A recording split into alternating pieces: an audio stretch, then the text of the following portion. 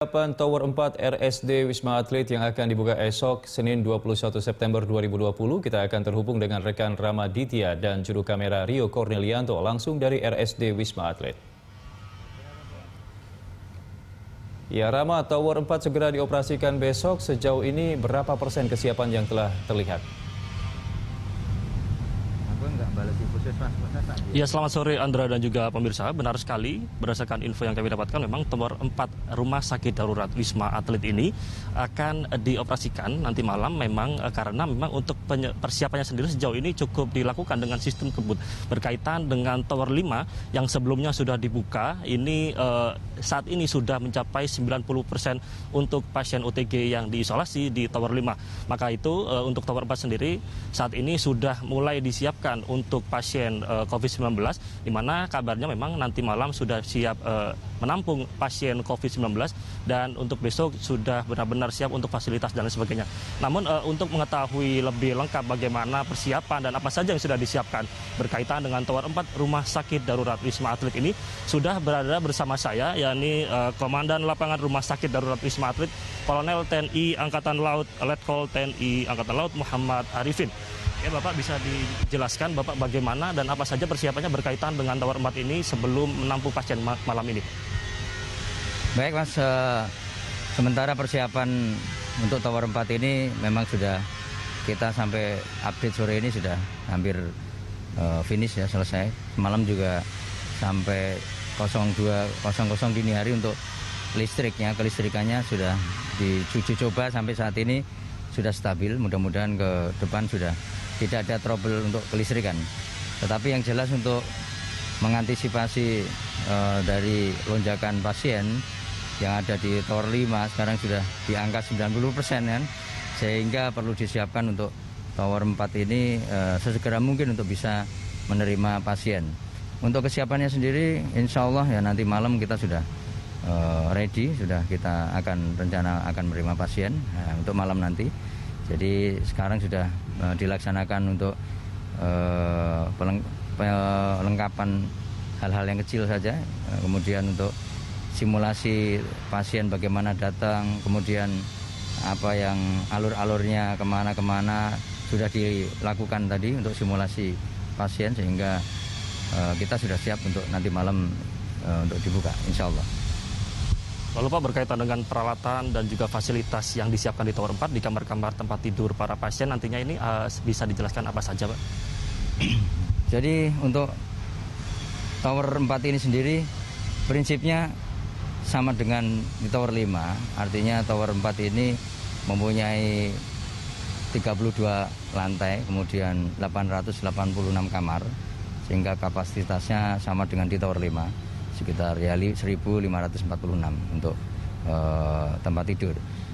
Kemudian untuk fasilitas yang ada di kamar sendiri ya, fasilitas untuk alat kebersihan sudah disiapkan, kemudian linen sudah siap ya di kamar sendiri. Kemudian untuk fasilitas yang lain yang ada di Tower 4 ini sama dengan Tower 5, artinya di lantai 12 tersedia jogging track. Kemudian di lantai 16 juga tersedia jogging track untuk olahraga pasien selama nanti di sini. Kemudian di rooftop bisa untuk berjemur, kemudian bisa untuk melakukan exercise olahraga kecil lah di rooftop itu juga. Kemudian selain itu Tower 4 ini prototipe seperti Tower 5. Dalam hal ini pasien yang diterima di sini kriterianya adalah orang tanpa gejala. Jadi pasien tanpa gejala di sini asimptomatis. Kemudian disediakan di lantai dasar di sini nanti ada poliklinik umum yang bersifat emergensi 24 jam. Jadi ada dokter jaga, perawat jaga, kemudian ada depo farmasinya juga untuk membackup obat-obatan yang diperlukan apabila pasien yang dirawat di sini mungkin ada hal-hal yang dikeluhkan, mungkin pusing atau yang ada alergi juga, mungkin makan kan tidak semua bisa sama ikan. Nah, nanti itu akan tercatat di bagian gizi untuk nantinya makanannya akan dikhususkan. Tetapi untuk menanggulangi alergi seperti itu, dokter 24 jam ada di poli umum di lantai dasar. Itu untuk fasilitas yang ada di Tower 4 ini, Mas. Ya, terakhir Pak, mungkin berkaitan dengan pasien yang hendak diisolasi malam ini saja, apakah sudah ada pasien yang sudah mendaftar atau sudah akan dilarikan ke Tower 4 ini Pak? Ya sebenarnya kan pendaftarannya kita bisa barcode online, sehingga seperti yang di Tower 5, pasien nanti bisa, pasien yang mempunyai hasil swab positif dia akan datang ke vaskes setempat atau puskesmas setempat, lebih bagus. Nanti dari puskesmas akan dilakukan pengecekan atau screening awal, memilah pasien yang dengan gejala dan pasien yang tidak dengan gejala.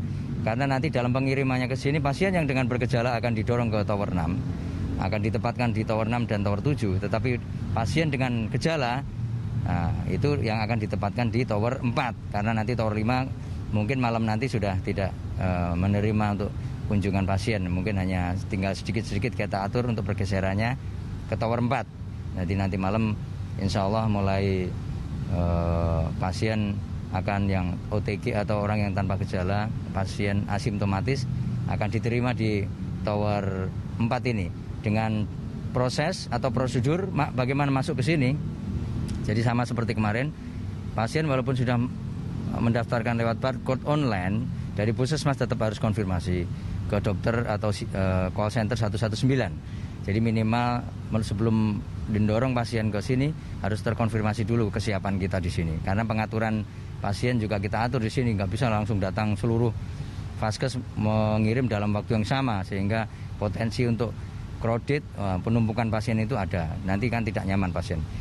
Sebenarnya dengan sistem yang online ini, pendaftaran online ini mempercepat administrasi, artinya mereka dari puskesmas sudah didaftarkan online khusus untuk yang tanpa gejala. Sekali lagi, yang didaftarkan online khusus pasien yang tanpa gejala. Jadi puskesmas selama ini saya lihat kemarin masih banyak orang yang bergejala didaftarkan juga lewat online.